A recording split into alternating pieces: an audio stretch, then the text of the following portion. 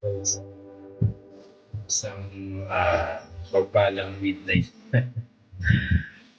Natulog na ako eh. Nagsing pa ako. Ah, siguro, para magpasalamat. Talagang walang dahilan para din magpasalamat talaga. Una sa Diyos. Pangalawa sa mga sumusuporta po sa video ko. Palain po kayo ng Panginoon. Doon pa sa mga nagla-like, nag-heart, comment po kayo para maresbakan ko po kayo kasi walang saan po kayo re-resbakan. Ah, pero nagpapasalamat po ako sa portal. Kaya,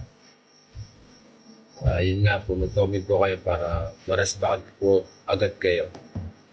Para tayo, follow to follow.